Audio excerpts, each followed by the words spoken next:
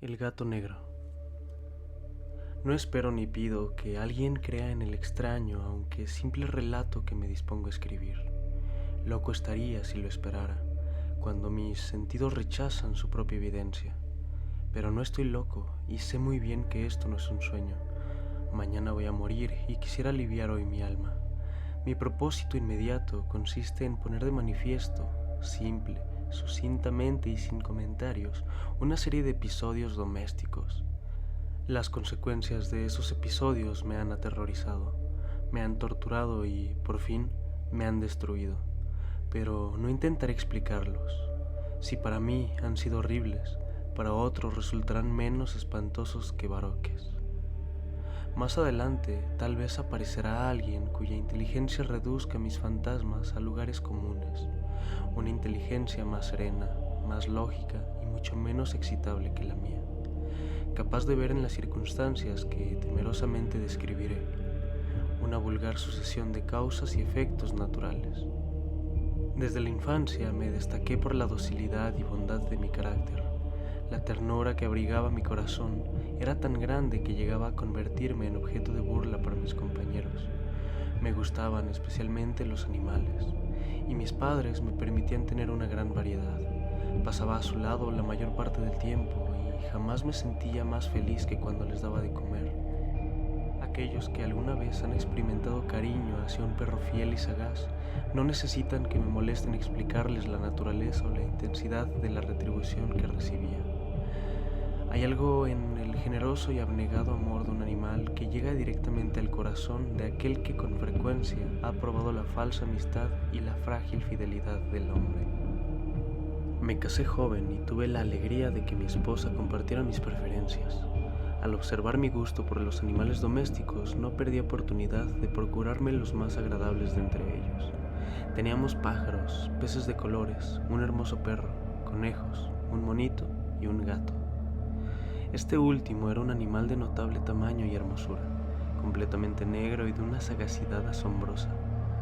Al referirse a su inteligencia, mi mujer, que en el fondo era no poco supersticiosa, aludía con frecuencia a la antigua creencia popular de que todos los gatos negros son brujas metamorfoseadas. No quiero decir que lo creyera seriamente, y solo menciono la cosa porque acabo de recordarla. Plutón, tal era el nombre del gato, se había convertido en mi favorito y mi camarada. Solo yo le daba de comer y él me seguía por todas partes en casa. Me costaba mucho impedir que anduviera tras de mí en la calle. Nuestra amistad duró así varios años, en el curso de los cuales, enrojezco al confesarlo, mi temperamento y mi carácter se alteraron radicalmente por culpa del demonio. Intemperancia. Día a día me fui volviendo más melancólico, irritable e indiferente hacia los sentimientos ajenos. Llegué, incluso, a hablar descomedidamente a mi mujer y terminé por infligirle violencias personales. Mis favoritos, claro está, sintieron igualmente el cambio de mi carácter. No solo los descuidaba, sino que llegué a hacerles daño. Hacia Plutón, sin embargo, conservé suficiente consideración como para abstenerme de maltratarlo, cosa que hacía con los conejos, el mono y hasta el perro cuando, por casualidad o movidos por el afecto, se cruzaban en mi camino. Mi enfermedad, empero, se agravaba, pues, ¿qué enfermedad es comparable al alcohol? Y finalmente el mismo Plutón, que ya estaba viejo y por tanto algo enojadizo, empezó a sufrir las consecuencias de mi mal humor. Una noche en que volví a casa completamente embriagado, después de una de mis correrías por la ciudad, me pareció que el gato evitaba mi presencia. Lo alcé en brazos, pero, asustado por mi violencia, me mordió ligeramente en la mano. Al punto se apoderó de mí una furia demoníaca y ya no supe lo que hacía. Fue como si la raíz de mi alma se separara de golpe de mi cuerpo, una maldad más que diabólica, alimentada por la ginebra, estremeció cada fibra de mi ser. Sacando del bolsillo del chaleco un cortaplumas, lo abrí mientras sujetaba al pobre animal por el pescuezo y deliberadamente le hice saltar un ojo. Enrojezco, me abrazo, tiemblo mientras escribo tan condenable atrocidad. Cuando la razón retornó con la mañana, cuando hube disipado en el sueño los vapores de la orgía nocturna, Sentí que el horror se mezclaba con el remordimiento ante el crimen cometido, pero mi sentimiento era débil y ambiguo, no alcanzaba a interesar al alma. Una vez más me hundí en los excesos y muy pronto ahogué en vino los recuerdos de lo sucedido. El gato, entre tanto, mejoraba poco a poco. Cierto que la órbita donde faltaba el ojo presentaba un horrible aspecto, pero el animal no parecía sufrir ya. Se paseaba como de costumbre por la casa, aunque, como es de imaginar, huía aterrorizado al verme. Me quedaba aún bastante de mi antigua manera de ser para sentirme agraviado por la evidente antipatía de un animal que alguna vez me había querido tanto. Pero ese sentimiento no tardó en ceder paso a la irritación, y entonces, para mi caída final e irrevocable, se presentó el espíritu de la perversidad. La filosofía no tiene en cuenta este espíritu, y, sin embargo, tan seguro estoy de que mi alma existe como de que la perversidad es uno de los impulsos primordiales del corazón humano, una de las facultades primarias indivisibles, uno de esos sentimientos que dirigen el carácter del hombre. ¿Quién no se ha sorprendido a sí mismo 100 veces en momentos en que cometió una acción tonta o malvada por la simple razón de que no debía cometerla? ¿No hay en nosotros una tendencia permanente que enfrenta descaradamente al buen sentido, una tendencia a transgredir lo que constituye la ley por el solo hecho de serlo?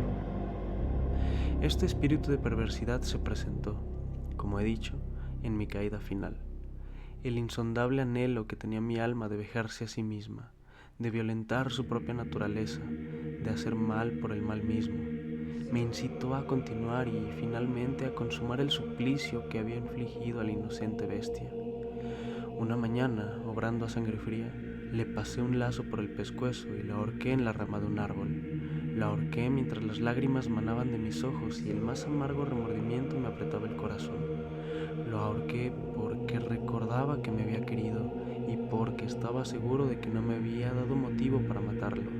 Lo ahorqué porque sabía que, al hacerlo, cometía un pecado mortal que comprometería mi alma hasta llevarla, si ello fuera posible, más allá del alcance de la infinita misericordia del Dios más misericordioso y más terrible. La noche de aquel mismo día en que cometí tan cruel acción, me despertaron gritos de ¡incendio! Las cortinas de mi cama eran una llama viva y toda la casa estaba ardiendo. Con gran dificultad pudimos escapar de la conflagración mi mujer, un sirviente y yo. Todo quedó destruido. Mis bienes terrenales se perdieron y desde ese momento tuve que resignarme a la desesperanza. No incurriré en la debilidad de establecer una relación de causa y efecto entre el desastre y mi criminal acción, pero estoy detallando una cadena de hechos y no quiero dejar ningún eslabón incompleto. Al día siguiente del incendio, acudí a visitar las ruinas. Salvo una, las paredes se habían desplomado. La que quedaba en pie era un tabique divisorio de poco espesor, situado en el centro de la casa y contra el cual se apoyaba antes la cabecera de mi lecho. El enlúcido había quedado a salvo de la acción del fuego, cosa que atribuía a su reciente aplicación. Una densa muchedumbre habíase reunido frente a la pared y varias personas parecían examinar parte de la misma con gran atención y detalle. Las palabras extraño, curioso y otras similares excitaron mi curiosidad. Al aproximarme vi que en la blanca superficie, grabada como un bajorrelieve, aparecía la imagen de un gigantesco gato. El contorno tenía una nitidez verdaderamente maravillosa. Había una soga alrededor del pescuezo del animal. Al descubrir esta aparición, ya que no podía considerarla otra cosa, me sentí dominado por el asombro y el terror. Pero la reflexión vino luego en mi ayuda. Recordé que había ahorcado al gato en un jardín contiguo a la casa. Al producirse la alarma del incendio, la multitud había invadido inmediatamente el jardín. Alguien debió cortar la soga y tirar al gato en mi habitación por la ventana abierta. Sin duda, habían tratado de despertarme en esa forma. Probablemente la caída de las paredes comprimió a la víctima de mi crueldad contra el enlúcido recién aplicado, cuya cal, junto con la acción de las llamas y el amoníaco del cadáver, produjo la imagen que acababa de ver. Si bien en esa forma quedó satisfecha mi razón, ya quedó mi conciencia sobre el extraño episodio, lo ocurrido impresionó profundamente mi imaginación. Durante muchos meses no pude liberarme del fantasma del gato, y en todo este tiempo dominó mi espíritu un sentimiento informe que se parecía, sin serlo, al remordimiento. Llegué al punto de lamentar la pérdida del animal y buscar, en los viles antros que habitualmente frecuentaba, algún otro de la misma especie y apariencia que pudiera ocupar su lugar. Una noche en que, borracho a medias, me hallaba en una taberna más que infame, reclamó mi atención algo negro posado sobre uno de los enormes toneles de ginebra que constituían el principal moblaje del lugar. Durante algunos minutos había estado mirando dicho tonel y me sorprendió no haber advertido antes la presencia de la mancha negra en lo alto. Me aproximé y la toqué con la mano. Era un gato negro muy grande, tan grande como Plutón, y absolutamente igual a este, salvo un detalle. Plutón no tenía el menor pelo blanco en el cuerpo, mientras este gato mostraba una vasta, aunque indefinida mancha blanca que le cubría casi todo el pecho. Al sentirse acariciado se enderezó prontamente, ronroneando con fuerza. Se frotó contra mi mano y pareció encantado de mis atenciones. Acababa, pues, de encontrar el animal que precisamente andaba buscando. De inmediato propuse su compra al tabernero, pero me contestó que el animal no era suyo y que jamás lo había visto antes ni sabía nada de él. Continué acariciando al gato y cuando me disponía a volver a casa, el animal pareció dispuesto a acompañarme. Le permití que lo hiciera, deteniéndome una y otra vez para inclinarme y acariciarlo. Cuando estuvo en casa, se acostumbró a ella de inmediato y se convirtió en el gran favorito de mi mujer. Por mi parte, pronto sentí nacer en mí una antipatía hacia aquel animal. Era exactamente lo contrario de lo que había anticipado, pero sin que pueda decir cómo ni por qué, su marcado cariño por mí me disgustaba y me fatigaba.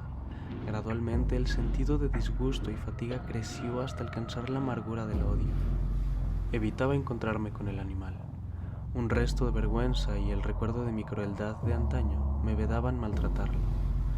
Durante algunas semanas me abstuve de pegarle o de hacerle víctima de cualquier violencia, pero gradualmente, muy gradualmente, llegué a mirarlo con inexpresable odio y a huir en silencio de su detestable presencia, como si fuera una emanación de la peste.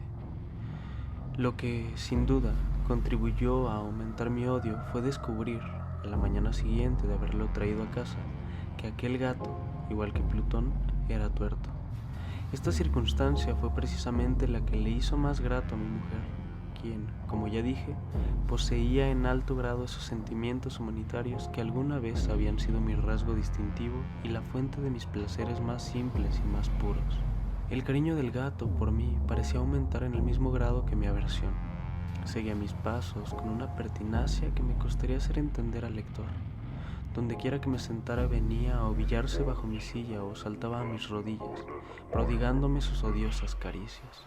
Si echaba a caminar, se metía entre mis pies, amenazando con hacerme caer, o bien clavaba sus largas y afiladas uñas en mis ropas, para poder trepar hasta mi pecho.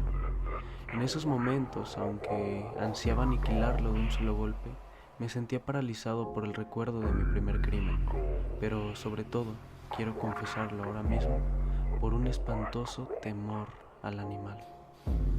Aquel temor no era precisamente miedo de un mal físico, y sin embargo me sería imposible definirlo de otra manera. Me siento casi avergonzado de reconocer, sí, aún en esta celda de criminales me siento casi avergonzado de reconocer que el terror, el espanto que aquel animal me inspiraba, era intensificado por una de las más insensatas quimeras que sería dado concebir. Más de una vez mi mujer me ha llamado la atención sobre la forma de la mancha blanca de la cual ya he hablado, y que constituía la única diferencia entre el extraño animal y el que yo había matado. El lector recordará que esta mancha, aunque grande, me había aparecido al principio de forma indefinida, pero gradualmente, de manera tan imperceptible que mi razón luchó durante largo tiempo por rechazarla como fantástica, la mancha fue asumiendo un contorno de rigurosa precisión. Representaba ahora algo que me estremezco al nombrar, y por ello odiaba, temía y hubiera querido librarme del monstruo si hubiese sido capaz de atreverme. Representaba, digo, la imagen de una cosa atroz, siniestra, la imagen del patíbulo. Oh, lúgubre y terrible máquina del horror y del crimen, de la agonía y de la muerte. Me sentí entonces más miserable que todas las miserias humanas. Pensar que una bestia cuyo semejante había yo destruido desdeñosamente, una bestia era capaz de producir tan insoportable angustia en un hombre creado a imagen y semejanza de Dios. Ay, ni de día ni de noche pude ya gozar de la bendición del reposo. De día aquella criatura no me dejaba un instante solo. De noche despertaba hora a hora de los más horrorosos sueños para sentir el ardiente aliento de la cosa en mi rostro y su terrible peso, pesadilla encarnada de la que no me era posible desprenderme, apoyado eternamente sobre mi corazón. Bajo el agobio de tormentos semejantes sucumbió en mí lo poco que me quedaba de bueno. Solo los malos pensamientos disfrutaban ya de mi intimidad, los más tenebrosos, los más perversos pensamientos. La melancolía habitual de mi humor creció hasta convertirse en aborrecimiento de todo lo que me rodeaba y de la entera humanidad. Y mi pobre mujer, que de nada se quejaba, llegó a ser la habitual y paciente víctima de los repentinos y frecuentes arrebatos de ciega cólera que me abandonaba. Cierto día, para cumplir una tarea doméstica, me acompañó al sótano de la vieja casa donde nuestra pobreza nos obligaba a vivir. El gato me siguió mientras bajaba la empinada escalera y estuvo a punto de tirarme cabeza abajo, lo cual me exasperó hasta la locura.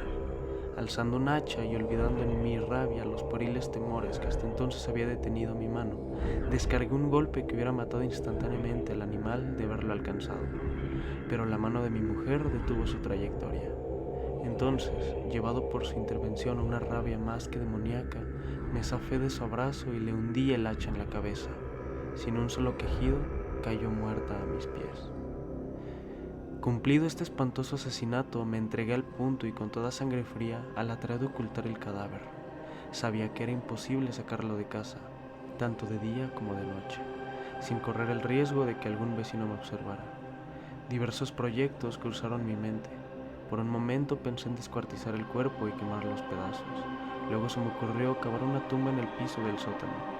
Pensé también si no convenía arrojar el cuerpo al pozo del patio o meterlo en un cajón, como si se tratara de una mercadería común, y llamar a un mozo de cordel para que lo retirara de casa. Pero, al fin, di con lo que me pareció el mejor expediente y decidí emparedar el cadáver en el sótano, tal como se dice que los monjes de la Edad Media emparedaban a sus víctimas. El sótano se adaptaba bien a este propósito. Sus muros eran de material poco resistente y estaban recién revocados con un mortero ordinario, que la humedad de la atmósfera no había dejado endurecer. Además, en una de las paredes se veía la saliencia de una falsa chimenea, la cual había sido rellenada y tratada de manera semejante al resto del sótano. Sin lugar a dudas, sería muy fácil sacar los ladrillos en esa parte, introducir el cadáver y tapar el agujero como antes, de manera que ninguna mirada pudiese descubrir algo sospechoso. No me equivocaba en mis cálculos. Fácilmente saqué los ladrillos con ayuda de una palanca y luego de colocar cuidadosamente el cuerpo contra la pared interna, lo mantuve en esa posición mientras aplicaba de nuevo la mampostería en su forma original. Después de procurarme argamasa, arena y cerda, preparé un enlucido que no se distinguía del anterior y revoqué cuidadosamente el nuevo enladrillado. Concluida la tarea, me sentí seguro de que todo estaba bien. La pared no mostraba la menor señal de haber sido tocada. Había barrido hasta el menor fragmento de material suelto. Miré en torno, triunfante, y me dije, aquí, por lo menos, no he trabajado en vano. Mi paso siguiente consistió en buscar a la bestia causante de tanta desgracia, pues al final me había decidido a matarla.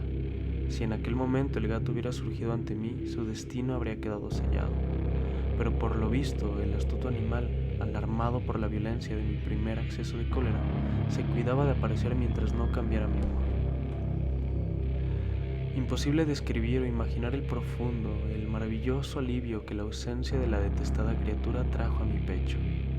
No se presentó aquella noche y así, por primera vez desde su llegada a la casa, pude dormir profunda y tranquilamente. Sí, pude dormir, aún con el peso del crimen sobre mi alma. Pasaron el segundo y el tercer día, y mi atormentador no volvía. Una vez más respiré como un hombre libre. Aterrado, el monstruo había huido de casa para siempre. Ya no volvería a contemplarlo. Gozaba de una suprema felicidad y la culpa de mi negra acción me preocupaba muy poco. Se practicaron algunas averiguaciones a las que no me costó mucho responder. Incluso hubo una perquisición en la casa. Pero naturalmente no se descubrió nada. Mi tranquilidad futura me parecía asegurada. Al cuarto día del asesinato, un grupo de policías se presentó inesperadamente y procedió a una nueva y rigurosa inspección. Convencido de que mi escondrijo era impenetrable, no sentí la más leve inquietud. Los oficiales me pidieron que los acompañara en su examen. No dejaron hueco ni rincón sin revisar. Al final, por tercera o cuarta vez, bajaron al sótano. Los seguí sin que me temblara un solo músculo. Mi corazón latía tranquilamente como el de aquel que duerme en la inocencia. Me paseé de un lado al otro del sótano. Había cruzado los brazos sobre el pecho y andaba tranquilamente de aquí para allá. Los policías estaban completamente satisfechos y se disponían a marcharse. La alegría de mi corazón era demasiado grande para reprimirla. Ardía en deseos de decirles, por lo menos, una palabra como prueba de triunfo y confirmar doblemente mi inocencia. «Caballeros», dije por fin cuando el grupo subía la escalera, «me alegro mucho de haber disipado sus sospechas. Les deseo felicidad y un poco más de cortesía. Dicho sea de paso, caballeros, esta casa está muy bien construida». En mi frenético deseo de decir alguna cosa con naturalidad, casi no me daba cuenta de mis palabras. Repito que es una casa de excelente construcción. Estas paredes, ¿ya se marchan ustedes, caballeros? Tienen una gran solidez. Y entonces, arrastrado por mis propias bravatas, golpeé fuertemente con el bastón que llevaba en la mano sobre la pared del enladrillado tras de la cual se hallaba el cadáver de la esposa de mi corazón. Que Dios me proteja y me libre de las garras del archidemonio. Apenas había cesado el eco de mis golpes cuando una voz respondió desde dentro de la tumba.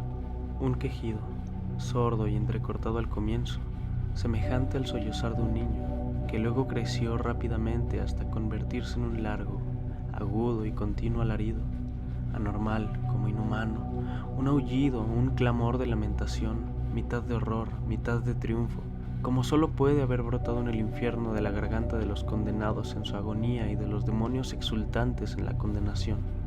Hablar de lo que pensé en ese momento sería locura. Presa de vértigo, fui tambaleándome hasta la pared opuesta. Por un instante el grupo de hombres en la escalera quedó paralizado por el terror. Luego, una docena de robustos brazos atacaron la pared, que cayó de una pieza. El cadáver, ya muy corrompido y manchado de sangre coagulada, apareció de pie ante los ojos de los espectadores.